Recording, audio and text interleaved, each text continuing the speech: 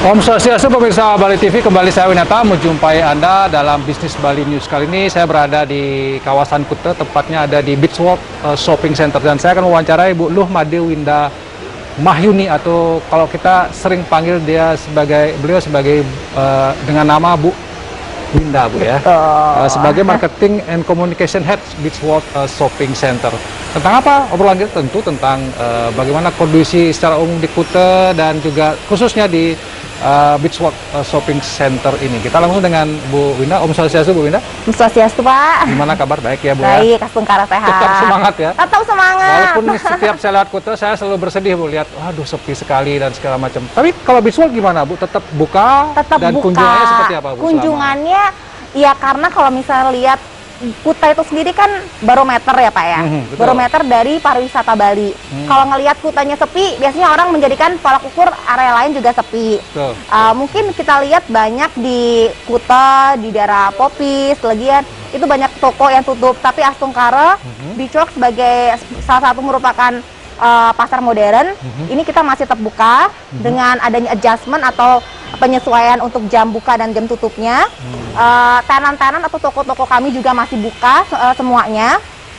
Namun kalau misalnya dilihat dari during this pandemic, ya pasti yang namanya penurunan untuk jumlah customers itu terjadi ya, Pak ya, gitu. Sangat terjadi ya? Sangat terjadi, ya, karena kita lihat turis kan nggak ada yang internasional. Iya, iya. Baik, benar Ibu, tidak pasti terjadi penurunan yang anjlok ya, dan sangat dalam. Tapi mungkin pertanyaan dari pemirsa masyarakat Bali, supaya ada gambaran, kalau dalam sehari-hari yang normal sebelum COVID itu berapa, setelah COVID berapa, nah itu mungkin ada gambaran Bu yang bisa diberikan informasi. Oke, kalau misalnya during sebelum COVID, itu kita karena Bali kan daerah pariwisata, jadi ada yang namanya tren kan. Trennya mungkin bisa dibagi dua garis besar. Kalau kita tahu high season sama low season gitu kan. Kalau misalnya kita lihat low season itu pengunjung Beach World, kita bagi lagi nih, dari low season ada weekday sama ada weekend. Kalau weekdays itu kita lihat pasti lebih rendah kan. Itu range-nya di antara kurang lebih 15.000 16.000. Itu untuk weekdays dan low season.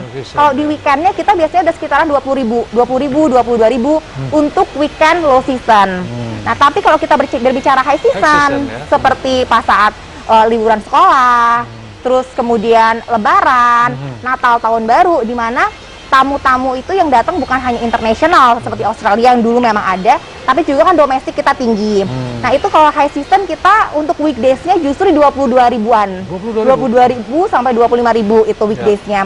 Tapi kalau udah di weekend-nya, apalagi saat hari H-nya, misalnya hari Natalnya, hari Lebarannya, atau mungkin hari libur nasional, itu bisa mencapai 30 ribuan. Bahkan sempat topnya kita juga pernah yang namanya Tahun Baru itu 40.000 lebih.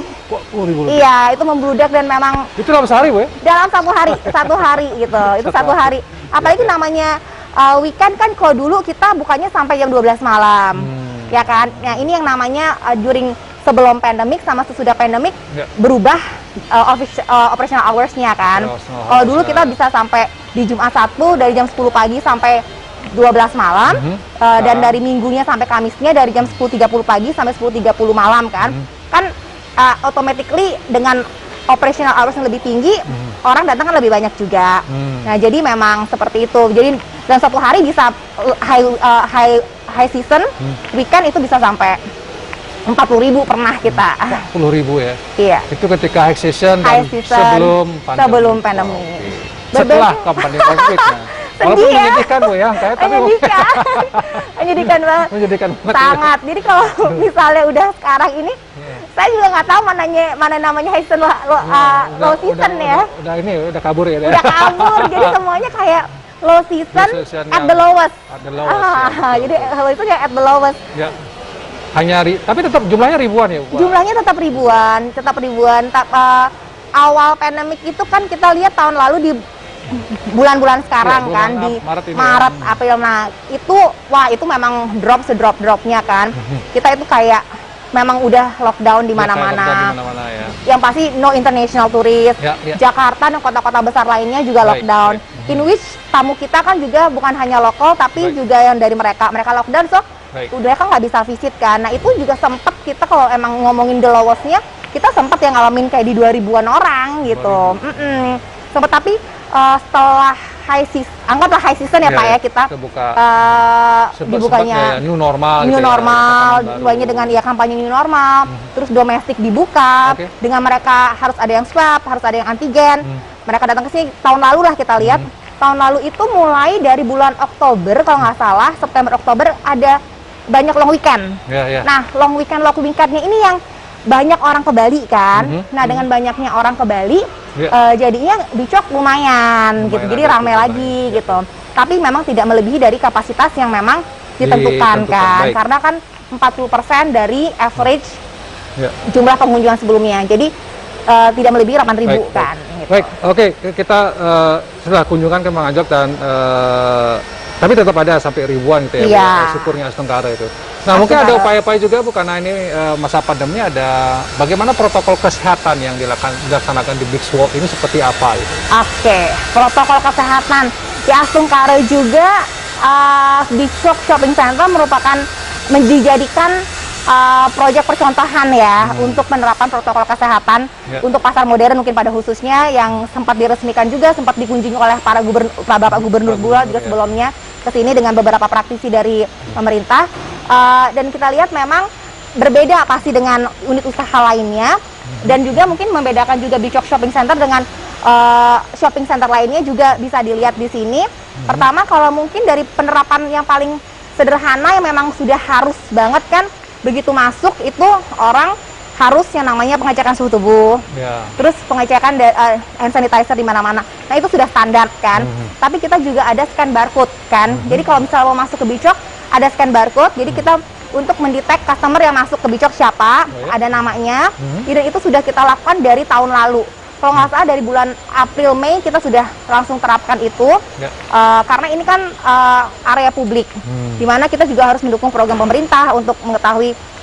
Bukan, kalau dibilang tracing mungkin terlalu ekstrim ya, tapi memang ada nama yang kita kalau dulu nggak pakai, sekarang memang ada scan barcode untuk mengetahui siapa yang datang ke Bicok dengan berapa orang. Selain kita juga dari barcode itu kan kita sudah ada dashboardnya untuk mengetahui jumlah orang yang datang. Jadi kita make sure dengan melihat dashboard tersebut kita tidak melebihi kapasitas yang sudah ditentukan. Jadi ada scan barcode itu yang mungkin hingga saat ini hanya Bicok Shopping Center menerapkan itu di Bali.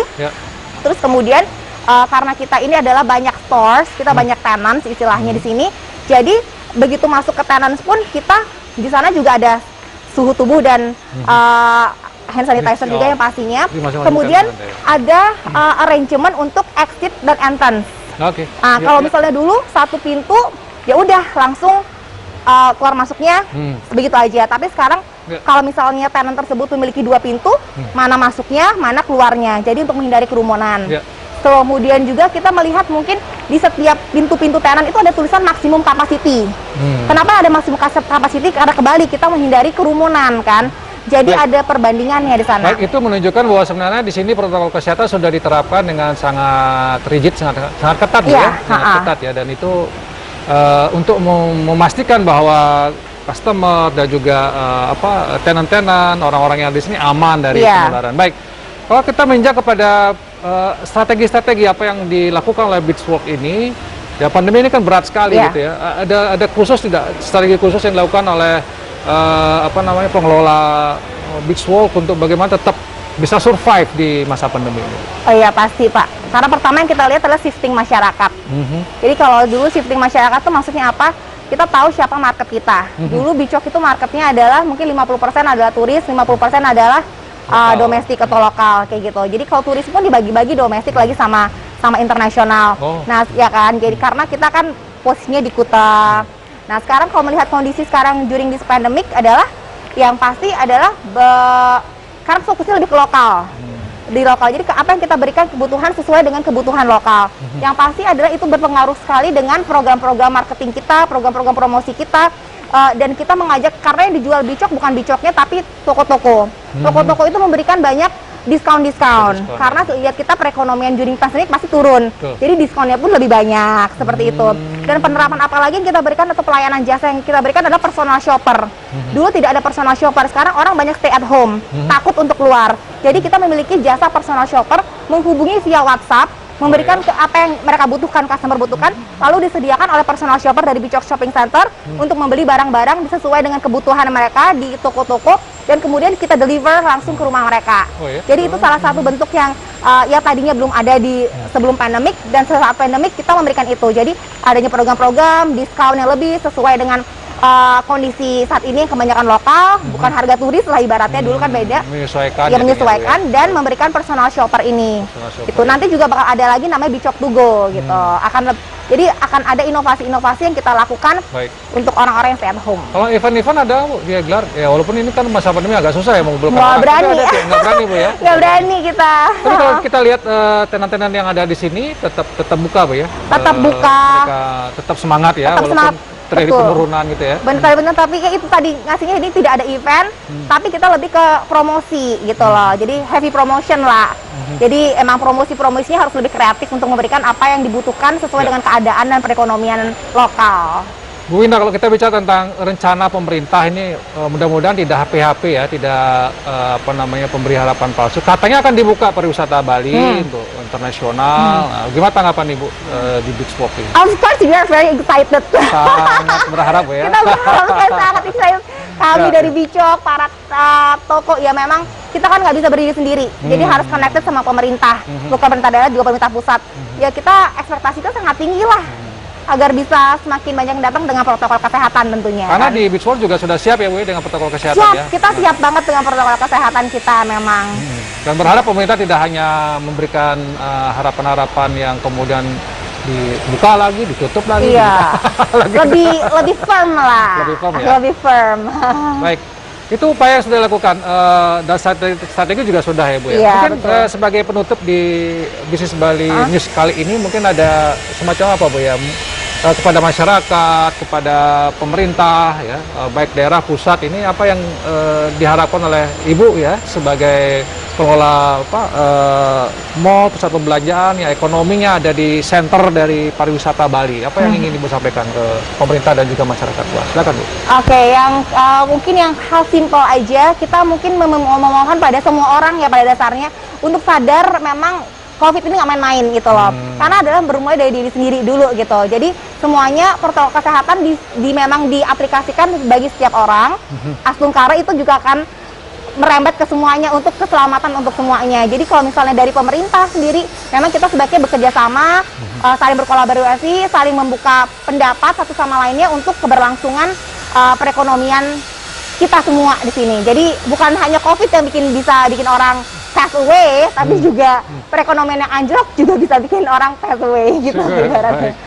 Saya sepakat dengan Bu Winda, bagaimana kita ketika memilih antara ekonomi dengan kesehatan, mungkin kesehatan juga harus diprioritaskan dengan kita sehat, protokol kesehatan dilaksanakan dengan baik di mana-mana, kesadaran ini muncul, maka ekonomi juga akan bergerak. Betul. Kasus positif Kesehatan menurun, dulu, kesehatan benar, dulu ya. iya. Dan berpikirnya sehat juga kan jadi.